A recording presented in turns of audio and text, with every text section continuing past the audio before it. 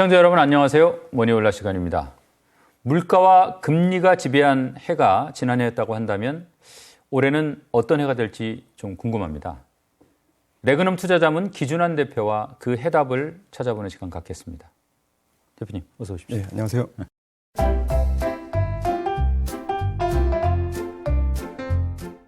잘 지내셨죠? 네, 잘 지냈습니다. 이게 약간 작년 한 해 시장을 지배했던 이슈가 급격한 물가 상승, 또 이 물가를 누르려고 엄청난 고금리 정책을 썼어요.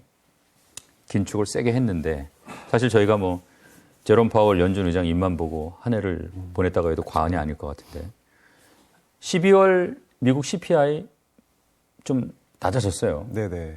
올해 미국 물가는 어떻게 보고 계십니까? 12월 물가는 거의 1년 만에 처음으로 저희가 예상했던 정도의 물가가 나왔던 것 같아요. 이제 바꿔 말하면은 워낙 지금도 물가 레벨이 높긴 하지만 그 물가를 계산할 수 있는 그 변수들이 워낙 변동성이 커졌다가 이제는 그 변동성은 조금 줄어드는 게 아닌가라고 생각을 하고 있고요.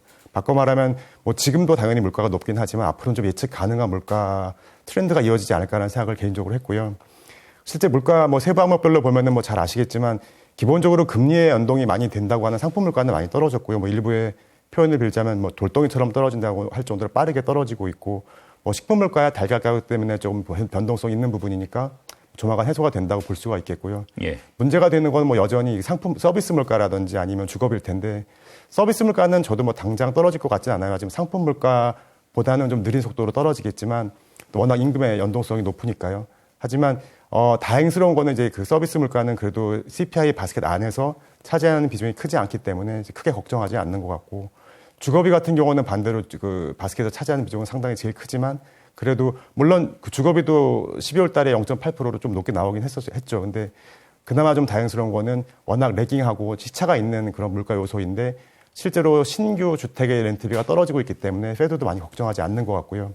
실제로 지금 같은 추이가 이어진다고 하면은 올해 연말은 한 3.5%에서 4%까지 물가는 좀 안정되지 않을까라고 생각을 하고 있습니다.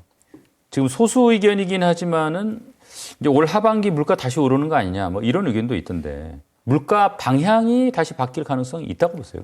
대표적으로 이제 골드만삭스 같은 데가 연말에 120불까지 물가가 오를 거다라고 예상을 하고 있는데 저도 올라갈 수 있는 가능성은 있다고 생각을 하지만 레벨이 거기까지는 가지 않지 않을까라고 생각을 하고요. 이제 그다음에 고용 시장을 얘기하시는 분들도 많이 있긴 한데 저는 사실 저희가 바라는 게 디플레이션은 아니잖아요. 예. 디플레이션까지라면 모르겠지만 지금같이 상대적으로 높아져 있는 물가에서 상승률 자체가 둔화되는 정도라면 사실 잘 아시는 것처럼 이번에 물가를 끌어올렸던 건 이제 고용 시장이라기보다는 이제 유동성이었는데 이미 유동성은 줄어들기 시작을 했고 또 그 초과 저축이라고 하잖아요. 그것도 거의 2트릴리언 달러였다가 지금 1트릴리언 달러 연내에 다 소진될 거라고 보고 있기 때문에 그렇게 큰 고용 시장의 위축이 없더라도 물가는 좀 잡히지 않을까라고 생각을 하고 있습니다. 물가 얘기가 나왔으니까 여쭤보는데요. 최근 미국에서 과연 이제 연준이 장기 물가 목표로 삼고 있는 2%, 2%대 물가. 네네. 그게 적정한 거냐 이런 문제 제기가 좀 있었는데 대표님은 어떤 생각이세요?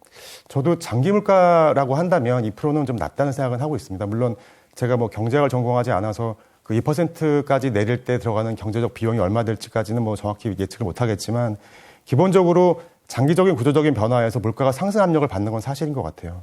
예를 들어서 그 에너지 트랜지션 그러니까 열 에너지에서 신재생 에너지로 가고자 하는 방향은 확실한 방향인데 거기에 들어가는 비용이 상당히 많거든요. 네. 예를 들면은 대표적인 신재생 에너지라고 할 수 있는 풍력이라든지 태양광 같은 경우에는 사실 걔네 설비 가지고 대체할 수 있는 기존의 천연가스 에너지에 대체할 수 있는 용량이 한 30% 정도밖에 되지 않거든요. 이제 그렇기 때문에 기본적으로 비용이 한 3배, 4배 들 수밖에 없고요. 또 한 가지가 이 차트에서도 보시는 것처럼 이게 200만 명의 수요를 충족시키기 위한 전력 시설까지의 거리거든요. 예. 이게 보시는 것처럼 태양광 같은 경우, 특히 풍력 같은 경우는 140km의 그리드가 필요한 거, 전력망이 필요한 데 비해서 천연가스라든지 원자력은 60km 정도밖에 되지 않기 때문에 이제 그만큼 더 긴 전력망을 필요로 하는 거고, 이제 그만큼 비용이 증가하고 또 물가 상승 압력으로 작용할 수밖에 없다고 보고 있고요.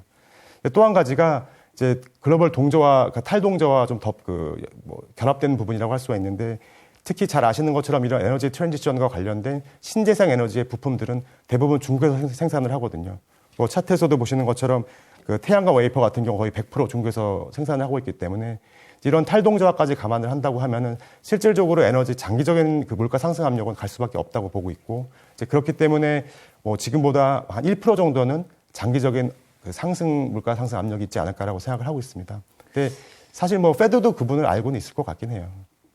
사실 이제 작년 하반기부터 시장에서 이제 경기 침체에 대한 뭐 우려감 이게 좀 팽배해 있지 않습니까? 자, 그렇다고 하면 이제 물가가 좀 안정되면 네네. 미국 경기 침체를 바라보는 시각 또 그 양상이 좀 변할 수 있다고 보세요. 어때요? 경기 침체가 온다고 하더라도 좀 약하게 오거나 아니면 연착륙으로 넘어갈 수도 있다고 생각을 하거든요. 그러니까 저희가 그렇게 보는 이유는 사실 이것도 마찬가지로 시장에서 경기 침체를 얘기하는 가장 큰 이유로 들고 있는 것 중에 하나가 이제 고용시장이잖아요. 예. 일반적으로 뭐 물가가 2% 정도 하락을 하면 실업률이 2% 이상 올라가게 되고 그러면 지금의 3.5% 정도의 실업률에서 5.5%가 넘는 실업률로 갈 수 있기 때문에 그만큼 수요가 둔화가 되고 이제 경기 침체가 올 거다 이런 얘기들을 많이 하시는데 실제 제가 준비한 차트를 좀 보시면은 이 차트가 이제 실제 고용하고 신규 오픈 일자리 미국의 신규 일자리 오픈된 거 그다음에 실업률을 같이 그려본 차트거든요. 예. 보시는 것처럼 기본적으로 신규 일자리 수가 실질적인 고용보다 많아지는 시점부터 경기는 화랑 국면으로 진입을 하게 되고요. 미국 같은 경우 2013년부터 꾸준히 화랑 국면이었다고 볼 수가 있겠죠. 근데 보시는 것처럼 최근 들어서 뭐 팬데믹 때 큰 등락이 있긴 했지만 오히려 그 이후에 신규 일자리 수는 더 크게 증가하고 있고 실질적인 고용은 추세 성장을 하고 있는 상황에서 실업률은 3.5%까지 더 낮아져 있는 상황이잖아요. 이제 이 부분은 좀 구조적인 변화로 생각을 해볼 필요가 있지 않나라고 생각을 하는 거죠. 그러니까 예를 들어서 뭐 지금 많이 나오는 얘기 중에 하나가 노동시장 참여율이 낮아진다 이런 얘기를 하는데 실제로 지금 미국 노동시장에서 55세 이하의 일자리 그러니까 노동 인력은 거의 다 돌아왔거든요. 이제 안 돌아오고 있는 거는 55세 이상에. 그러니까 왜 그러냐면은 팬데믹을 지나면서 일단 은퇴 연령 인구가 은퇴 연령 자체가 낮아졌고요. 예. 그리고 잘 아시는 것처럼 미국은 또 물가가 올라가면 연금을 더 높여주거든요. 예. 그러니까 그분들이 돌아오실 이유가 없어지는 거죠. 그리고 또 그 2년 반 정도의 팬데믹 기간 동안 자영업을 하시는 분들은 그 어떤 수익 구조를 탄탄히 갖춰 놓기도 하셨고. 이제 또 한 가지 생각해 볼 수 있는 거는 이렇게 보시는 것처럼 신규 일자리 수가 많이 늘었다는 거는 역시 한 2년 반 정도에 걸치는 그 팬데믹을 지나면서 새로운 산업군들이 많이 생겼다는 걸 의미할 수도 있거든요. 예. 그렇기 때문에 저희는 뭐 지금부터 경기가 좀 안 좋아져서 물가 상승률도 뭐 어느 정도 유지가 되고 또 실업률이 올라간다고 하더라도 시장이 걱정하는 5%대까지는 가지 않고 4.5% 이하에서 고점을 형성할 수 있지 않을까 생각을 하고 있습니다. 또 한 가지는 이제 과거에 10년물과 2년물이 역전됐을 때 가장 경기 침체가 많이 났던 이유는 이제 대부분의 은행들이 단기로 자금을 펀딩을 해서 장기 기업 대출을 해주잖아요. 그런데 장기 대출 금리가 더 낮아지면은 뭐 어떤 금융권의 그 부실이 올 수도 있기 때문에 금융권이 부실해지면서 오는 그런 경기 침체가 있었다고도 많이 얘기를 하는데 잘 아시겠지만 최근에는 예전과 다르게 그런 어떤 위험한 기업 대출들이 상당히 자본시장으로 넘어가 있거든요. 뭐 PF라든지 부동산 펀드라든지 이런 식으로 넘어가 있기 때문에 실질적으로 지금 미국의 금융권이 가지고 있는 기업 대출은 전체 라이어빌리티에서 한 2008년과 비교했을 때 절반 정도밖에 되지 않거든요. 그리고 또 최근에 금융권 4분기 실적 나와서 아시겠지만 최근 금융권 특히 대형 금융권 금융회사들 특히 은행들의 유동성은 1970년대 이후에 가장 좋은 상황이거든요. 또 한 가지 제가 가장 좀 중요하게 말씀드리고 싶은 부분은 이제 수급적인 측면인데 예. 사실 워낙 저금리가 오래됐었잖아요. 그렇기 예. 때문에 불과 얼마 전만 하더라도 10년물 금리가 0.5%, 0.6%, 1%가 안 됐다가 지금은 3.5%, 한 4.5%까지 갔다가 지금 3.5% 정도 하는데 전 세계에서 가장 안전한 미국의 10년물 국채가 4.5%, 4%대를 준다고 하면은 수요가 몰릴 수밖에 없는 거죠. 예. 실제로 지난주에 30년물 국채 입찰이 있었는데 그때도 거의 전체 70% 이상이 외국인 투자자가 몰리면서 발행금리보다 낮게 최종금리가 결정이 됐거든요. 그렇기 때문에 지금같이 물가에 대응하기 위해서 페드는 그 장기금리를 올리고 있는데 3.5% 정도 되는 금리면은 외국인 투자자들이 몰리고 있는 상황이기 때문에 수급적인 측면에서도 저는 지금의 채권 장단기 금리 역전은 어쩔 수 없는 상황이라고 저는 보고 있는 거죠. 어떻게 보면 우리가 너무 경기 이퀄 주가 이런 좀 선입견을 갖고 시장을 바라보는 건 아닌가 싶은데 어떤 생각 갖고 계십니까? 사실 지금 거의 전 세계 모든 펀드 매니저들이 아침에 출근을 하면은 그 CNBC 뉴스를 머리 위에 틀어놓고 블룸버그 뉴스를 보면서 그날 트레이딩 전략을 짜잖아요. 예. 그리고 그날 그 전략에 따라서 그날 사고 팔고 거래를 하기 시작을 하는데 이제 문제는 그런 블룸버그 뉴스나 또는 그 CNBC 뉴스가 거의 전 세계 모든 매니저, 모든 투자자들이 동시에 본다는 거예요. 그렇기 때문에 어쩔 수 없이 전 세계에서 가장 영향력이 있는 경제 데이터들 또 경제 지표들, 특히 미국의 경제 지표들을 거의 모든 투자자들이 동시에 보고 투자를 하거든요. 그렇기 때문에 어쩔 수 없이 매일매일 발표되는 그런 경기 지표들이 당일의 수급에 영향을 줄 수밖에 없고 그 수급이 모여서 사실 트렌드를 만들어가기 때문에 경기와 주가와 완전히 상관없다라고 말하기는 좀 어려운 것 같아요. 제가 올해 1월 달에 나온 그 JP모간 자료에서 좀 재밌는 차트를 하나 준비해 봤는데 예. 이게 보시는 것처럼 과거 미국의 7번의 경기 침체 구간에서 각 그 경기 침체 시작 시점부터 S&P 500을 그려보고요. 그다음에 그 이후에 가장 중요하다고 생각하는 경기 지표들, 예를 들어서 뭐 ISM 제조업 지표, GDP 성장률, 그다음에 임금, S&P 기업들의 어닝, 그다음에 신규 주택 착공, 그다음에 모기지 연체율. 예. 이런 지표들이 이런 인디케이터들이 언제 저점을 찍었는지를 같이 그 표시를 해본 차트들이에요. 예. 보시는 것처럼 그 5번째에 있는 2002년도 닷컴 버블 붕괴 때를 제외하고는 이게 워낙 이때는 침체 기간이 길었으니까 이때를 제외하고는 대부분 주가가 먼저 저점을 형성한 다음에 순차적으로 이 인디케이터들이 돌았었거든요. 예. 그러니까 제가 굳이 경기와 주가의 상관관계를 말씀을 드리자면 경기 플러스 마이너스 시차가 주가 정도가 되지 않을까라고 생각을 해요. 참고로 이 차트를 준비했으니까 한 가지만 더 말씀을 드리자면 아까 제가 말씀드렸던 6개의 인디케이터 중에서 그래도 가장 좀 정확하게 큰 시차가 나지 않게 사실 S&P 어닝 같은 경우는 거의 20개월 시차가 나는 경우도 있었거든요. 예. 근데 가장 그나마 시차가 적게 이 저점을 맞춰왔던 인디케이터들은 보시는 것처럼 ISM 제조업 지표 그리고 그 다음이 신규주택 착공인 것 같아요. 그래서 예. 과거 데이터니까 이번에도 꼭 맞으라는 법은 없지만 이번 사이클에서도 이런 데이터들은 이런 지표들은 좀 관심 있게 지켜보실 필요가 있지 않나 생각합니다. 그 지표는 지금은 뭘 가리키고 있습니까? 아직은 침체입니다. ISM 제조업 지표가 2달 연속 50 밑으로 내려가 있었고요. 뭐 주택 시장이 아직까지 뭐 안 좋은 상황이니까 지금은 침체를 가리키고 있긴 한데 뭐 이 지표들이 돌아서는 시점 정도가 어떻게 보면은 좀 주가의 바닥을 확인해 볼 수 있는 그런 상황이 아닐까 생각합니다. 통상적으로 보면 주가는 어쨌든 그 침체기를 먼저 벗어날 거 아닙니까? 그렇죠. 선행합니다. 가장. 이번에는 뭐 어떻게 될지 참 모르겠네요. 그렇죠. 예. 이 중국이 이제 사실은 뭐 그 비과학적인 제로 코로나 정책을 사실상 포기하고 이게 이제 향후 자본시장에는 어떤 영향을 미칠지 좀 궁금하더라고요. 정확하게 시진핑이 좌파 권위주의로 좀 강하게 돌아선 다음부터 MSCI 이머징 마켓 인덱스에서 중국이 차지하는 비중이 30%대로 내려왔고 그리고 사실 전체 글로벌 지수 대비 이 중국 시장의 언더퍼포먼스가 더 커지기 시작을 했거든요.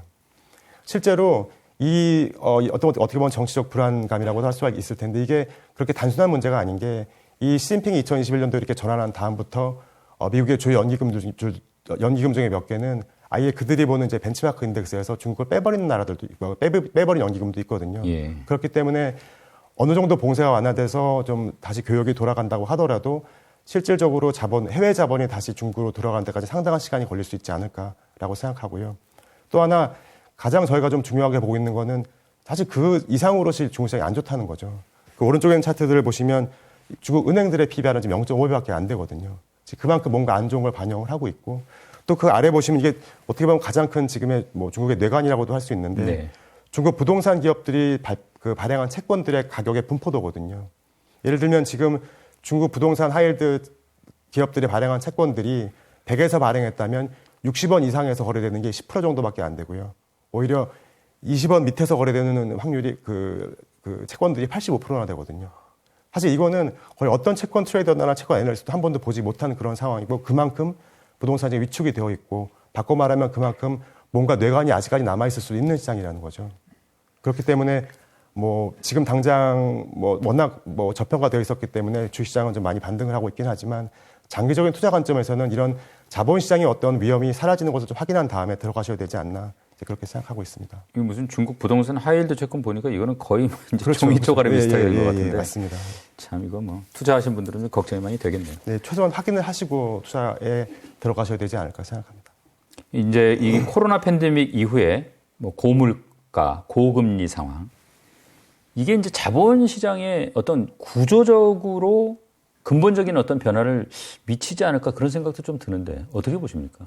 워낙 자금도 시장에 많이 풀려 있었고 또 금리도 낮다 보니까 이제 그 차트에서도 보시는 것처럼 거의 전쟁 구간을 제외하고는 미국의 현금의 가격이 마이너스였던 건 처음이었거든요. 예. 과거 10년 동안 현금이 그만큼 싸져 있었던 거고 그렇군요. 그렇게 싸져 있다 보니까 사실 과도하게 풀린 자금 또 너무 싸져 있는 현금을 가지고 사실은 뭐 전반적으로 에너지 트랜지션 그러니까 열 에너지에서 신재생 에너지로 가는 과정은 뭐 당연히 가야 되는 방향이라고 하더라도 이제 그런 과정이 너무 급하게 진행이 된 부분도 있었고요.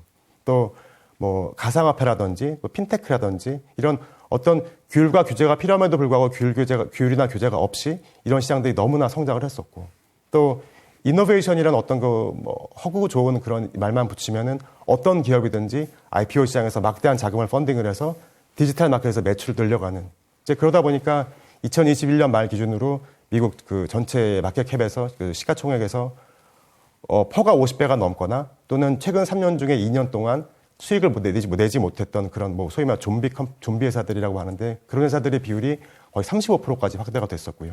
이제 그거는 거의 뭐 닷컴 버블 때 이후에 처음 보는 숫자였거든요. 예. 근데 이런 부분들이 정상화되는 과정이 분명히 필요하지 않을까 생각을 하는 거죠. 제가 우측에 준비한 자료는 차트는 뭐냐면은 뭐 다 그렇진 않겠지만 어떻게 보면 이제 이노베이션이라는 허상 같은 기업들을 가장 많이 투자했던 게 그 아크가 운영하는 ARKK 아크 이노베이션 펀드잖아요. 이제 그 펀드하고 가장 전통적인 기업들이 많이 들어가 있는 그 산업재 인덱스 두 개를 비교해 본 차트거든요. 보시는 것처럼 아크 펀드가 거의 200% 이상 초과 성과를 기록을 했다가 지금 오히려 마이너스 50% 정도로 오히려 성과가 뒤처지고 있는 상황인데, 이런 어떤 트렌드가 당분간은 좀 더 이어지지 않을까라고 생각을 합니다. 예를 들면은 디지털 자산보다는 실물 자산이 좀 더 좋은 성과를 기록할 수가 있겠고, 또 핀테크보다는 전통 금융주, 또 신재생 에너지보다는 어떻게 보면 전통적 에너지주가 좀 더 좋은 성과를 내는 그런 트렌드가 최소한 올해 또 내년까지 이어지지 않을까라고 생각을 합니다. 근데 사실 한 가지 더 당부드리고 싶은 부분은 뭐냐면, 사실 이미 작년 1년 동안 그러니까 시장이 빠지면서 거의 많은 업종이나 그 종목들이 과거 평균 주가의 그 수준까지 많이 가치가 좀 내려온 건 사실이거든요. 근데 예. 아직까지 제자리를 찾아가지 못하고 있는 대표적인 자산들이 그 프라이빗 마켓이거든요. PF라든지 프라이빗 랜딩, 이런 자산들은 올해는 좀 눈여겨 조심할 필요가 있지 않을까 생각합니다. 세계화 흐름이 이제 퇴조되면서 사실 이제 뭐 그걸 탈동조화라고 표현하시는데 어떻게 보면 이 이념에 따른 뭐 블록화가 그렇죠. 일어나고 있어요. 이게 이제 향후 시장 방향 어떻게 좀 변화시킬지, 또 관련해서 어떤 일들이 일어날지 좀 한번 전망 좀 해주세요. 차트에서 보시는 것처럼 2009년도를 기점으로 상품 교역의 GDP 대비 비율증은 이미 줄어들기 시작을 했었고, 특히 외국인 직접 투자 규모도 상당히 가파르게 줄어들기 시작을 했었죠. 그러니까 어떻게 보면은 2009년 이후에 이미 탈동조화가 시작이 됐었다고 볼 수가 있겠고요. 이제 그러다가 우크라이나 러시아 전쟁과 또 최근에 미중 무역 갈등이 어떻게 보면 좀 더 그 속도를 가속화시키는 빨리게 만드는 이제 그런 변화였다고 볼 수 있을 것 같은데, 그 준비한 차트가 이 차트는 뭐냐면은 월드 디비던드 라고 해가지고 캠브리지 대학에서 만든 데이터인데, 이 좌측 상단에 있는 게 중국이고 우측 하단에 있는 게 미국이고요. 각 국가별로 서베이를 해서 어느 나라가 더 연대가 있는지를 서베이한 거거든요. 그러니까 좌측 상단으로 갈수록 미국은 싫고 중국이 좋은 거고, 우측 하단으로 갈수록 중국은 싫고 미국이 좋은 거고. 네. 어떻게 보면은 이 가운데가, 그리고 선으로 이어진 거는 두 나라 간의 유대관계의 차이가 20% 이상 벌어지는 국가들이죠. 그러니까 가운데 선을 그어서 이 양쪽 빨간색과 파란색으로 두 개 나눠지는, 이런 두 개의 경제 권역으로 나눠지는, 어떻게 보면 탈동조화가 완전히 된다기보다는 이렇게 두 개의 경제 권역으로 벌어지는 식으로 진화할 수 있을 것 같고, 이렇게 보시는 이런 모습이 앞으로 좀 진행될 것 같은 그런 탈동조화의 모습이라고 저희는 생각하고 있습니다. 자, 이런 상황에서 우리나라 같은 경우에 이제 뭐 수출, 뭐 특히 이제 반도체 수출 굉장히 민감한 경제 구조를 갖고 있어서 사실은 좀 걱정인데, 이 글로벌 반도체 시장과 관련해서 탈동조화가 이 반도체 시장에 미치는 영향, 좀 걱정들 많이 하고 있는 것 같아요. 그 사실 탈동조화라고 하면 반도체가 가장 중요한 뭐 어떻게 보면 핵심 물품 상품이라고 할 수가 있겠는데, 결론부터 말씀드리면은 이 탈동조화가 반도체에 주는 가장 큰 영향은 반도체 가격 상승이겠죠. 반도체 가격이 상승하는 건 어차피 피할 수 없는 부분이긴 한데, 단기간에 저희가 걱정하는 것만큼 빠르게 이루어지지는 않지 않을까라 생각을 합니다. 왜냐하면 어찌됐건 30년 동안 가장 최적화되어 있던 공급 체계가 단순간에 이렇게 무너지긴 쉽지 않을 것 같고요. 사실 미국이나 중국 둘 다 지금 그 반도체에 있어서는 반도체 자급을 얘기를 하고 있는데, 실제 미국만 놓고 본다고 하더라도 지금 전 세계 생산의 한 10% 정도밖에 생산을 못하고 있거든요. 예. 하지만 전 세계 수의 40%를 써가고 있는 나라가 미국인데, 이번에 그 칩세트를 내서 그렇게 시행을 한다고 하더라도 지금 현재 미국이 자급할 수 있는 반도체는 한 15% 정도밖에 되지 않거든요. 또 2024년도에 그 TSMC가 아리조나 공장을 만든다고 하더라도 그때부터 생산을 한다고 하는데 이제 그때 또 수요가 어떻게 바뀔지도 모르고요. 그리고 또 TSMC에서 예상하기로는 지금과 같은 상황에서 아리조나 공장에서 생산을 한다고 하면은 반도체 가격 50% 이상 올라갈 거다라고 예상을 하고 있거든요. 또 더더군다나 원활하게 아리조나 공장에서 생산을 하기 위해서는 미국에 있는 엔지니어들이 대만에 와서 18개월 정도는 트레이닝을 받아야 된다라고 얘기를 하고 있고요. 이제 그러다 보니까 TSMC하고 미국하고 이제 어떻게 보면 합의를 한 것 중에 하나가 실시간 공조라는 그런 새로운 컨셉을 가지고 온 거죠. 그러니까 리얼타임으로 커뮤니케이션 하면서 또 어떨 때는 뭐 부부족한 파트는 서로 나눠 갖기도 하고 정확하게 미국이 바랐던 그림은 또 아닐 수도 있고요. 또 대만 입장에서는 언제까지 이렇게 비효율적인 생산을 할지도 한번 생각해 봐야 될 문제이기도 하고요. 사실 미국보다 중국은 좀 더 심각하죠. 사실 미국은 그나마 그쪽 방향으로 가고 있다고 하더라도 중국은 반도체 작업 아예 불가능한 상황이죠. 그러니까 10% 정도만 자기네가 생산을 하고 90%를 수입을 하고 그중에 70%는 대만산이고요. 그런데 그 10%라고 하더라도 그 매우 질이 낮은 반도체만 생산을 하고 있거든요. 그렇기 때문에 현실적으로 중국은 반도체 작업자적으로 불가능하다고 보셔야 될 것 같아요. 근데 그나마 저희가 하나 좀 다행스럽다면 다행스럽게 생각하는 거는 또 그 시장에서 이 탈동제와 관련된 반도체 시장을 단방향, 일방향이라고 생각하는 그런 경우가 있는데 사실 그렇진 저희는 않다고 생각을 하는 게 뭐냐면은 사실 2020년 기준으로 중국에 있는 미국 자회사의 매출을 포함시켰을 때 미국의 입장에서 대중무역 적자는 거의 없어지거든요. 바꿔 말하면은 미국이 중국에서 하던 비즈니스의 규모나 중국이 미국에서 하던 비즈니스의 규모나 거의 같다는 얘기고 그거는 바꿔 말씀드리면은 이번에 탈동제를 통해서 반도체가 이슈가 된다고 하더라도 출혈은 양쪽 다 똑같을 수 있다는 거죠. 그렇기 때문에 뭐 정부가 정책을 만들면 기업들이 대책을 만드는 식으로 어떻게든지 출혈을 좀 최소화시키면서 이 시점을 뭐 지금은 워낙 상황이 안 좋으니까 어쩔 수 없다고 하더라도 뭐 1년, 2년 지나면서 가장 최적의 합리적인 타협점을 찾아내지 않을까. 이제 그거는 그렇게 될 수 있다면 저희가 걱정하는 수준의 그런 어떤 공급 부족이라든지 이런 가격 괴리는 좀 없지 않을까라는 생각을 하고 있습니다. 지금 뭐 정책이 있으면 이제 대책이 있다는 말씀 해주셨는데 이게 고물가 고금리 대응하기 위해서 이제 통화 정책 외에 다양한 정책들이 사실은 이제 쏟아져 나왔어요. 근데 이런 정책들이 장기적으로 뭐 시장에 어떤 변화를 또 초래할 수도 있을 것 같은데 어떻습니까? 네네. 그 대표적으로 그런 정책적인 측면에서 가장 빠르게 대응하고 있는 게 미국인 것 같고요. 저희가 최근에 미국이 발표했던 정책 중에 좀 관심 있게 지켜보고 있는 거는 3가지 정도 있어요. IIJA라고 해서 2021년에 발표한 법, 그다음에 IRA랑 반도체 칩스, 그러니까 칩스 액트 작년에 발표한 법들인데 사실 이 IIJA라는 거는 뭐 제2의 뉴딜 정책이라고 부를 정도로 대규모 자금을 필요로 하는 그런 정책이고요. 거의 모든 미국의 인프라를 새로 깔겠다는 그런 정책이에요. 그러니까 어떻게 보면은 과거에 좀 허상과 같은 이노베이션에 많이 투자를 했다고 하면은 좀 근본으로 돌아가서 가장 기본인 이 인프라를 먼저 확충하겠다 이런 정책이었고요. 예. 이제 그 다음에 발표된 법이 IRA 법인데 사실 뭐 IRA는 잘 아시는 것처럼 이제 물가 감축 법안이긴 하지만 누구도 이 IRA 법안 가지고 단기 물가를 낮출 거라고 생각을 안 했고요. 근데 지금 지나서 보면은 이렇게 페드가 성공적으로 단기 물가를 낮춘다고 하면은 이 IRA 법안 대부분 이제 공급을 확대하겠다는 법안이었잖아요. 이렇게 장기적인 물가 상승 압력을 이 IRA 법안으로 어떻게 좀 막아보겠다라는 그런 측면이면 좀 이해가 가는 측면도 있는 것 같아요. 그다음에 반도체 칩스 액트 같은 경우는 워낙 잘 아실 테니까 뭐 설명을 안 드려도 될 것 같고 저희는 기본적으로 이런 IIJA나 IRA나 반도체 칩스 액트 같은 법이 매우 다른 측면의 다른 법안들이지만 이제 바라보는 방향은 하나인 것 같아요. 이게 무슨 말이냐면 아까 말씀드렸던 것처럼 구조적인 변화, 뭐 탈동조화라든지 에너지 트랜지션이라든지 고물가라든지 또 이런 어떤 구조적인 변화에 대응해 나가면서 자국의 이익을 극대화하고 또 이런 새로운 구조적인 변화에서 생겨나는 업종에서 주도적인 역할을 하겠다는 그런 방향으로 만들어진 법안이라고 저희는 생각을 하거든요. 그렇기 때문에 앞으로 대부분의 국가에서 나오는 법안도 이런 유사한 형태의 법안들이 나올 가능성이 높아 보이고 또 그렇기 때문에 투자자 입장에서는 이런 정책의 수혜를 받을 수 있는 업종에 좀 관심을 가져야 되지 않을까 생각합니다. 그 이제 연관 수혜 산업은 어떤 걸 들 수 있습니까? 저희가 생각하는 건 일단 기본적으로 인프라 산업이라든지 에너지 안보, 에너지 효율화라든지 또 신재생 에너지 또는 희귀광물이라든지 또 친환경 관련된 이런 업종들이 어쩔 수 없이 정부의 이런 정책적인 도움을 받아서 모멘텀을 가져가지 않을까라고 생각하고 있습니다. 지금까지 이제 뭐 글로벌 탈동조화 그리고 반도체 포함해서 이제 뭐 경제와 시장 전반에 미칠 영향에 대해서 좀 말씀드렸는데 투자자들이 고려해야 될 뭐 또 다른 뭐 주목할 만한 변화 어떤 게 있을까요? 이 최근 자본시장에서 가장 좀 그 변동성 요인으로 작용했던 것이 그러니까 핀테크라든지 가상통화들이잖아요. 예. 이런 부분의 규제나 그 어떤 가이드라인이 새로 만들어지거나 규제가 강화되는 그런 첫 해가 아마 올해가 될 가능성이 높아 보인다고는 볼 수 있을 것 같아요.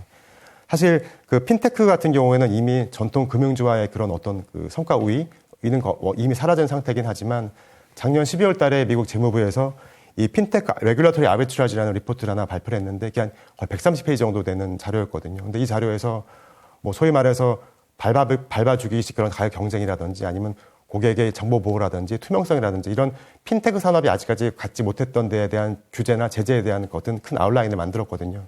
이제 이런 것을 감안한다고 하면은 핀테크에 대해서는 아마 올해가 처음으로 전통적인 금융회사들과 똑같은 그런 규제가 시작되는 해가 될 가능성이 있어 보이고요. 그리고 가상통화 같은 경우에는 사실 저도 뭐 제가 직접 투자를 해본 적이 없기 때문에 잘은 모르지만 규제는 똑같이 좀 시작될 수 있는 가능성이 높아 보이는 것 같아요. 네. 실제로 뭐 핀테크, 뭐 디파이라고 하잖아요. 그래서 네.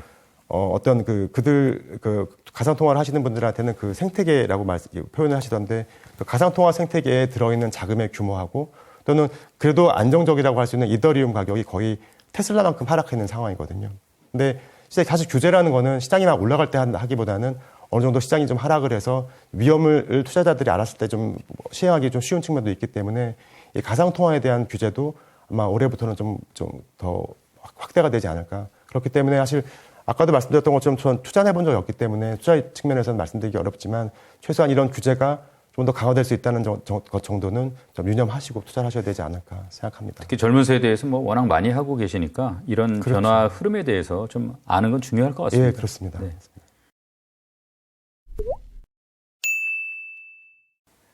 이번에는 뭐 이제 중장기 투자 유망 분야 좀 살펴보겠습니다. 네네. 그 전에 지금 이제 대표님 운영하고 계시는 그 레그넘 투자자문에서는 뭐 단기적 시장 대응은 어떻게 하고 계십니까? 예, 사실 저희는 어떻게 보면 저희가 가장 플렉시블이라고 생각하는 가장 대표라고 생각하는 자산 배분형 펀드의 그 운영 방향을 가지고 좀 말씀을 드려야 될 것 같은데 사실 저희가 작년 1월 달부터 시작을 해서 현재까지 운영을 하고 있는 그런 그 포트폴리오고요. 사실 작년 초에는 워낙 시장이 안 좋아질 거라고 생각을 했기 때문에 방어적인 포트폴리오로 운영을 시작을 해서 사실 1년 동안 거의 크게 변화가 없었거든요. 그러다가 작년 10월 달에 10월 물가가 안정되기 시작을 하면서 이제 더 이상 미국의 금리 인상에 대한 좀 어떤 그 위험이 좀 줄어들었다고 생각을 해서 그때부터 실질적인 포트폴리오 조정을 해주기 시작을 했고요. 그래서 실제로 지금 그 중간에 있는 게 저희가 현재 가지고 있는 ETF들이에요. 그러니까 채권 자산 배분형, 멀티인컴형, 공격적 자산 배분형, 배당주, 그다음에 주식 관련된 헤지펀드 2개. 이렇게 해서 그 맨 오른쪽에 자산 배분이라고 되어 있는 게 지금 현재 저희가 대응하고 있는 그런 어떻게 뭐 스냅샷이라고 볼 수 있을 것 같은데 여기부터 좀 말씀을 드리자면 저희는 현재 주식 관련된 헤지펀드를 한 40% 정도 가지고 있거든요.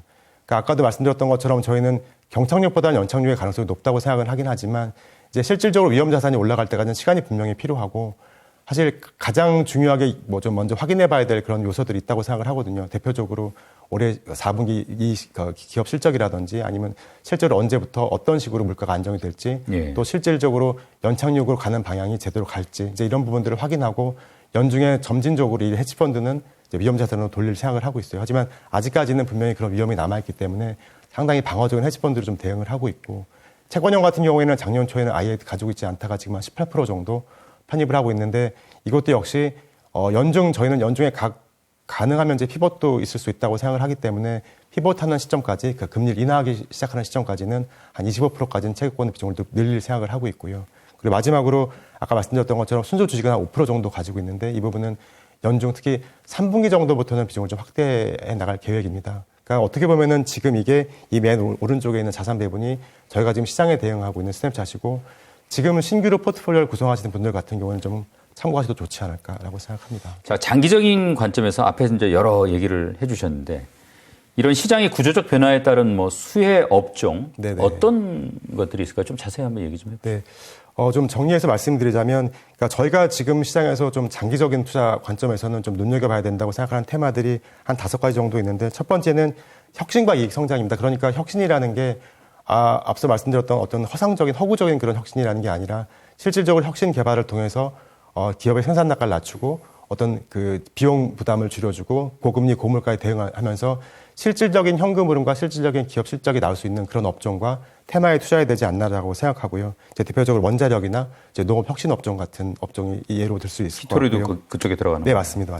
그리고 또 친환경 그러니까 뭐 사실 친환경으로 가는 그런 에너지 트랜지션이라는 거는 사실 뭐 어쩔 수 없는 흐름이기 때문에 이런 쪽도 좀 눈여겨보고 있지만 이제 가급적이면 효율적인 에너지라든지 에너지 효율화에 도움이 될 수 있는 이제 이런 업종, 그러니까 대표적으로 스마트 그리드나 원자력 업종에 좀 관심을 가지고 있고요. 그다음에 정책적 도움, 그러니까 사실 지금같이 올해 상반기 같이 뭐 시장이 좀 어렵다거나 좀 시장의 변동성이 있을 때는 어쩔 수 없이 정책적인 도움을 받는 업종이 좀 모멘텀을 가져갈 수 있기 때문에 정책적으로 도움을 받을 수 있는 히토류 또는 스마트 그리드 업종에 좀 관심을 가지고 있고요.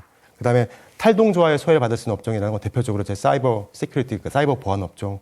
또 저희가 좀 관심 있게 지켜보고 있는 업종이고 또 가장 장기적으로 봤을 때 이제 인구 구조 변화, 인구가 증가하고 또 그 인구들이 삶의 질을 개선시키는 그런 방향으로 가고자 하는 이제 이런 장기 테마에 수혜를 받는 업종이라고 하면은 농업 혁신 업종이라든지 역시 스마트 그리드 업종, 이제 이런 업종들이 장기적으로 좀 눈여겨봐야 되는 업종들이 아닌가 생각하고 있습니다.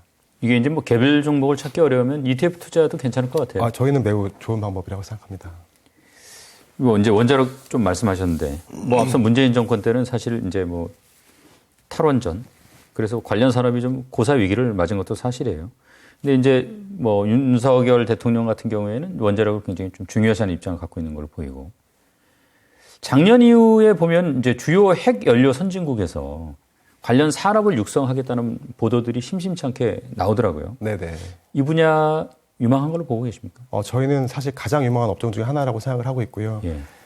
사실 이 이미지를 만들어 놓은 게 뭐냐면 작년 1년 동안 전 세계에서 헤드라인만 이 원자력이나 우라늄 관련된 시장에 우호적인 뉴스가 나온 헤드라인만 모아놓은 거거든요.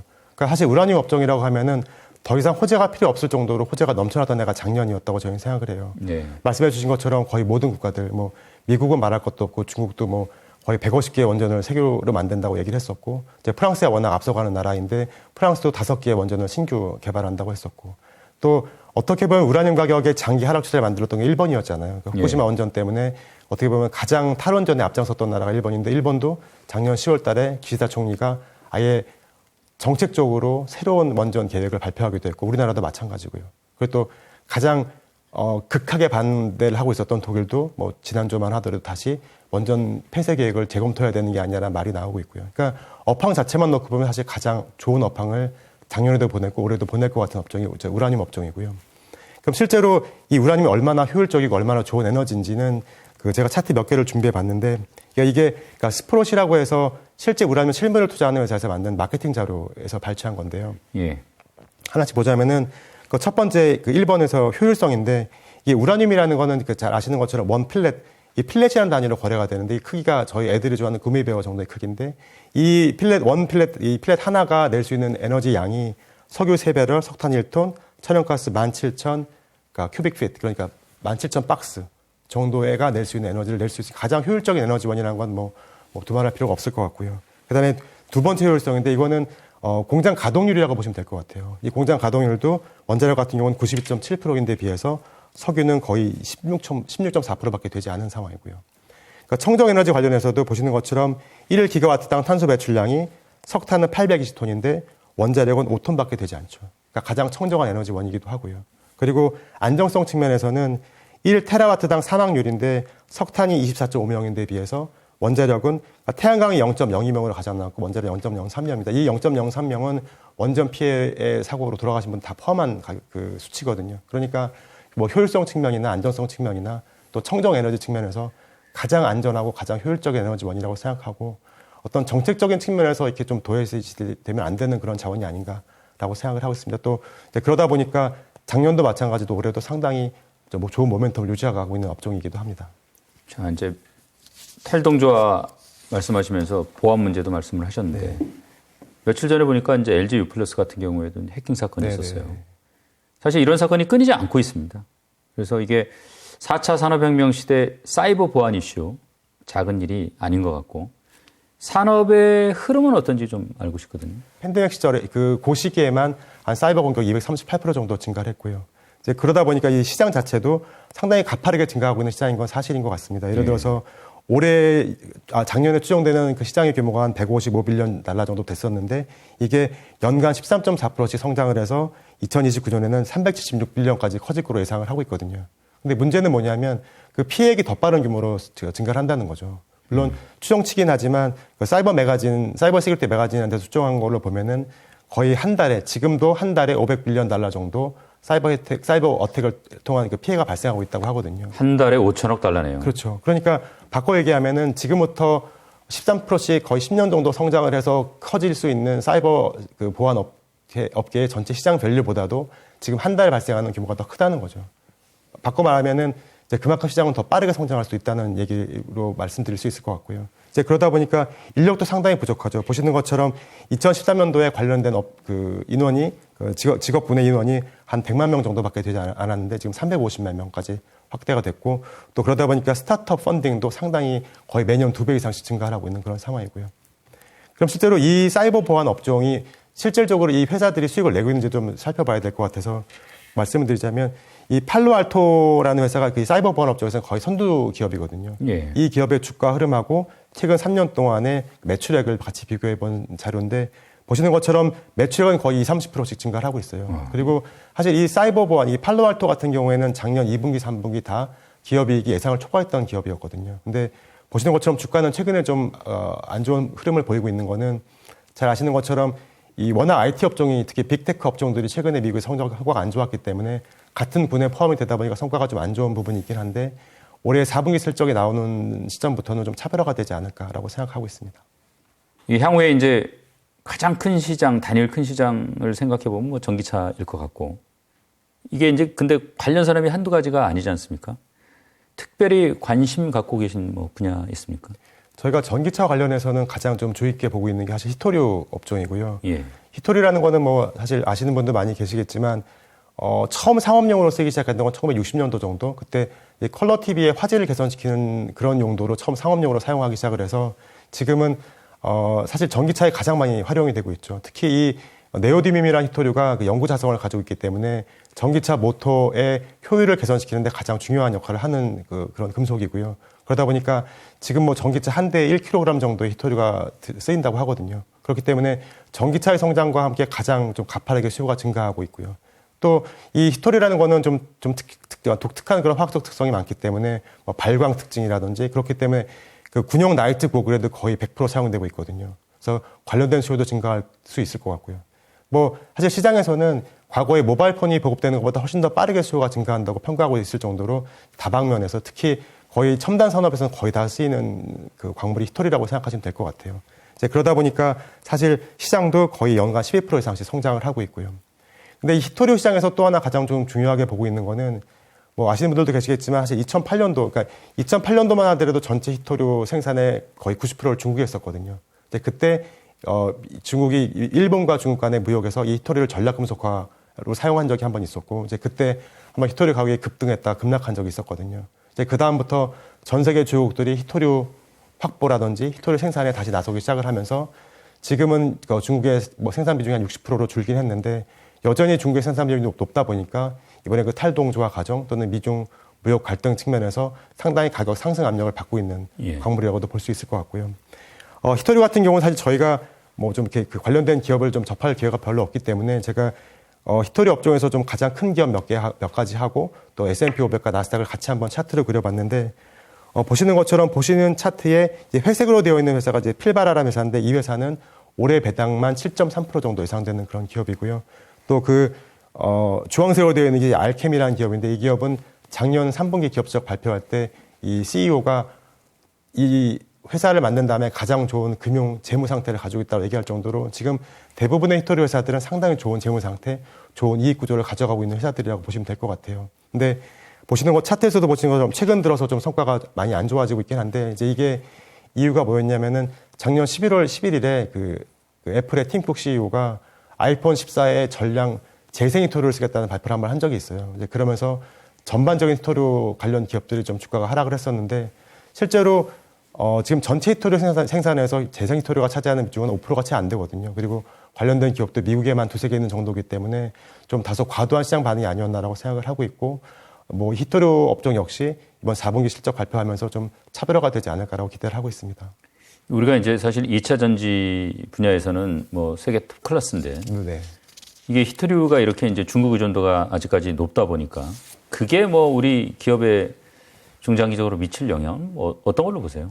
아무래도 히토리를 확보하는 게 가장 큰 문제가 되겠죠. 그렇기 때문에 사실 우리나라 그 2차 전지 기업들 같은 경우도 뭐 일단 중국의 수요를 어느 정도 확보하면서 사실 아까도 말씀드렸던 것처럼 지금 히토류 생산하는 국가들이 상당히 다변화되고 있거든요. 특히 아시아에도 상당히 많은 히토류가 매장되어 있기 때문에 아세안 국가들과의 어떤 전략적 제휴를 통해서 히토류 자원을 확보하는 게 어떻게 보면은 수급 측면에서 가장 좀 중요한 활로가 될 수 있지 않을까라고 생각을 하고 있습니다. 이게 이제 뭐 단기적으로는 좀 혼란을 겪겠지만 그 문제도 무난하게 해결될 거다 이렇게 좀 낙관적 전망하고 계십니다. 저희는 그렇게 보고 있습니다. 특히 이제 우크라이나 전쟁 이후에 에너지 분야에 대한 관심이 이제 좀 더 커진 것 같고 그래서 이제 앞에서 조금 말씀하셨습니다만은 뭐 스마트 그리드 이 분야에 대해서도 뭐 조금 언급을 하셨는데 이게 좀 오늘 한번 좀 살펴봤으면 좋겠어요. 사실 이 분야가 이제 이 투자자 입장에서는 좀 익숙하면서도 또 그게 좀 개념이 뭐 애매모호한 그런 측면들이 좀 있거든요. 네네. 사실 이 스마트 그리드는 뭐 우리나라에서도 2030년까지 국가 단위 스마트 그리드 체계를 갖추겠다고 발표를 했었기 때문에 관련 업종도 많이 회자가 되고 있고 또 투자도 많이 이루어지기 때문에 아마 개인 투자자분들도 많이 익숙하신 분들이 계실 것 같은데 이제 간단하게만 말씀드리자면 이 스마트 그리드는 사실 기존에는 그 단방향이었다고 할 수가 있겠죠. 그러니까 예를 들어 한전이 전기를 만들면 어느 사람이든지 그 전기선이 가는 데서 충분히 그 사람들이 쓸 수 있는 충분한 정도의 전기를 흘려보냈어야만 됐다면은 아직 그만큼 전기의 누수가 많았다고 봐야 되겠죠.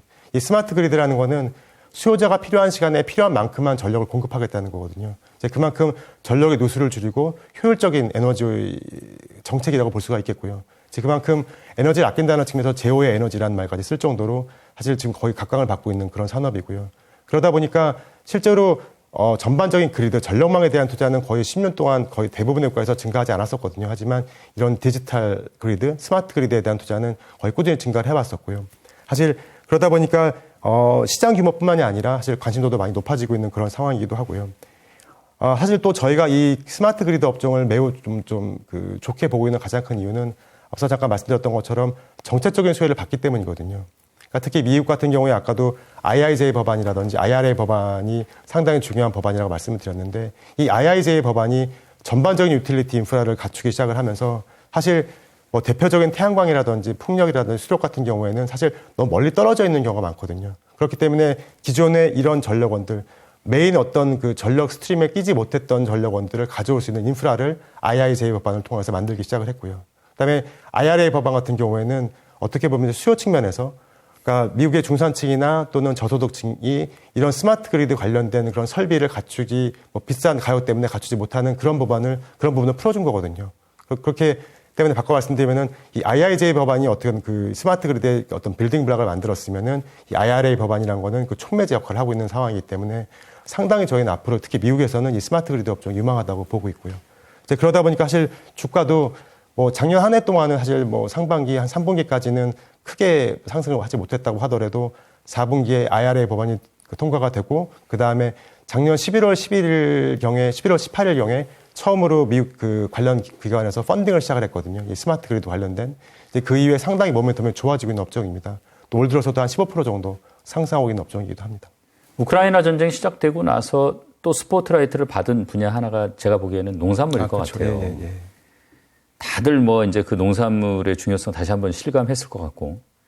레그넘 투자자분 같은 경우에는 농업 관련해서 뭐 투자하십니까 혹시? 저희도 농산물 관련해서 투자를 하고 있고요. 근데 저희가 투자하는 건 사실 전통적인 농업에 투자한다기보다는 약간 농업 혁신 쪽에 투자한다고 보시는 게 맞을 것 같아요. 예. 그러니까 뭐 잘 아시는 것처럼 농업이라는 거는 뭐 인구 구조가 증가하고 인구가 증가하고 또 인구 구조가 변화하고 또 삶의 질이 개선되고 이제 이런 측면에서 장기적으로도 상당히 큰 투자 테마이긴 하지만 실제로 뭐 AI라든지 드론의 활용이라든지 또 IoT라든지 이런 신기술이 접목되는 그 스마트 농업 분야가 훨씬 더 상승 탄력도 좋고 또 전망도 좋다고 저희는 보고 있거든요. 그래서 그런 관련된 ETF들에 투자를 하고 있고요.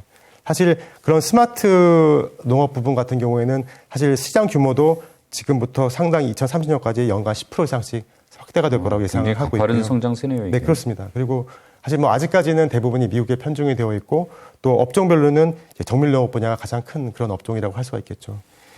이 농업 관련된 업종도 사실은 저희가 좀 많이 접해보지 못한 기업들이 많기 때문에 역시 관련된 주요 기업들의 움직임을 한번 같이 그려봤는데 보시는 그 맨 위에 파란색으로 되어 있는 이제 콜테바라는 기업이 거의 농업 그 에그리 사이언스 쪽에서는 거의 전 세계 1위 기업이고요. 예. 이 기업 역시 지난 3분기 기업이익이 주당 순이익이 전년 동기 대비 25% 정도 증가했고 또 올해 가이던스가 상당히 좋게 나오는 그런 기업이고요. 이 주황색으로 되어 있는 이제 디오렌 컴퍼니가 사실 전 세계 농기계 1위 기업이고 처음으로 자율주행 트랙터를 생산하는 그런 기업이기도 하고요. 이 기업 역시 지난 3분기 매출이 전년 동기 대비 25% 이상 증가한 그런 기업입니다. 그리고 이 회색으로 되어 있는 뉴트리엔 같은 경우에는 최대 농화학 기업인데 이 기업 역시 주당 순이익이 작년 3분기에 2배 이상 증가했고, 그러니까 사실 아까도 잠깐 말씀드렸던 것처럼 이런 인구 구조의 변화라든지 삶의 질 개선은 사실 바이오와 같은 맥락의 투자 테마긴 하거든요. 하지만 실질적으로 이 정밀 농업이라든지 이런 농업, 그러니까 스마트 농업과 관련된 그런 기업들은 실제로 현금이 들어오기 시작을 하고 이익 성장률이 크게 가파르게 증가하고 있는 그런 기업이거든요. 그렇기 때문에 만약에 올해 어떤 실적 장세가 전개가 된다고 하면 저희는 가장 좀 주목해봐야 될 업종이 아닌가라고 생각을 하고 있습니다. 뭐 시장 평균하고 비교해 보니까 뭐 월등하네요. 네, 그렇습니다. 자, 이 반도체 우리 정말 워낙 핫 이슈인데. 그렇죠. 이게 이제 디램 같은 경우에는 참 안 좋아요, 지금 어쨌든. TSMC는 사상 최대 또 호황을 누리고 있는 것 같긴 한데. 이게 좀 투자자분들 입장에서 보면 좀 여러 가지 혼란스러운 면들이 있는 것 같은데. 자, 이게 어떤 시각을 가지고 이 반도체 시장을 봐야 됩니까? 사실 반도체 업종 같은 경우에는 우리나라에 주식 투자하시는 분들이 1,000만 명 정도 된다고 하시고 그중에 500만 명 정도가 삼성전자 투자를 하시잖아요. 그러니까 어떻게 보면 우리나라 주식 투자 인구의 거의 절반 정도가 반도체 전문가들이실 것 같아서 제가 어떤 전망을 한다기보다는 예. 지난달에 18번째로 KPMG에서 반도체 서베이를 했거든요. 예. 이 자료에 어떤 정리만 한번 해서 전달해 드리는 게 좀 낫지 않을까 해서 준비를 해봤어요. 좋습니다. 이게 151개 글로벌 반도체 기업 리더들이 참석을 했고요. 이 중에서 50%는 매출이 $1 빌리언 이상 되는 그런 기업들이었고요. 그 중에서 56%의 참석자들이 올해 시장 정말 긍정적으로 보고 있고요. 그리고 64%의 참석자들이 올해 매출이 성장할 거라고 예상을 하고 있고요. 그 평균은 10% 정도 되지 않을까라고 전망을 하고 있는 상황이고 또 41%의 참석자가 우크라이나 전쟁이 매출에 부정적 영향을 미치지 않을 것 같다라고 예상을 하고 있거든요. 그러니까 사실 그 옆에 제가 괄호해서 작년 데이터를 같이 표기해 드렸는데 작년보다는 분명히 안 좋아지긴 했지만 지금같이 변동성도 크고 시장의 불안감이 많은 것에 비해서는 이 솔직히 실질적 시장 참여자분들 이 반도체 업종에 종사하시는 분들은 그렇게 나쁘게 보고 있지 않지 않나라고 생각을 하고 있고요. 또 그 밑에 보시면은 과거 2030년까지 이 반도체 업종에서 가장 매출이 클 것으로 예상하는 부분은 자동차 업종이고요. 한 200빌리언까지 매출이 증가할 거로 보고 있고 2, 3, 4, 5 등은 무선통신, IoT, 클라우드, AI. 그리고 그 밑에 보시는 것처럼 이 서베이를 시작한 다음에 처음으로 메타버스가 10개 항목 중에 10등을 했다고 하더라고요. 좀 특이하네요. 이런 부분은 좀 이렇게 주의 깊게 한번 보실 필요가 있을 것 같고. 이제 그 다음에 65%의 참석자가 올해 공급 부족은 해소가 될 수 있지 않을까라고 전망을 했고요. 그 다음에 2024년부터 2026년까지 공급 과잉이 다시 생길 수도 있다라고 생각하시는 분 36% 정도 됐고요. 그 다음에 76%의 참석자가 올해 충원 계획을 가지고 있었고요. 그다음에 71%네. 예, 71%가 67%의 참석자가 가장 큰 전략 과제가 인재 육성이라고 꼽았습니다. 그만큼 성장하는 업종이라고 봐야 되겠죠. 그리고 거의 모든 참석자들이 가장 큰 위험은 역시 지정학적 위험으로 꼽았습니다. 그러니까 사실 제가 이 자료를 준비하면서도 아까도 말씀드렸던 것처럼 작년과 비교했을 때는 분명히 위축되어 있는 국면이긴 하지만 생각했던 것만큼 그렇게 어렵진 않을 수도 있지 않을까라는 생각을 했습니다. 그리고 사실 그 다음에 제가 준비한 슬라이드는 어떻게 보면 저희가 반도체 업종도 작년 초부터 투자를 하고 있었는데 저희가 좀 더 마음 편하게 투자할 수 있었던 건 이제 그 다음 슬라이드 이미지거든요. 이거는 뭐냐면 작년 4월 달인가 그러니까 비즈니스 인카운터라는 그런 유튜브 채널에서 만든 앞으로 성장이 예상된 14개 산업군이거든요.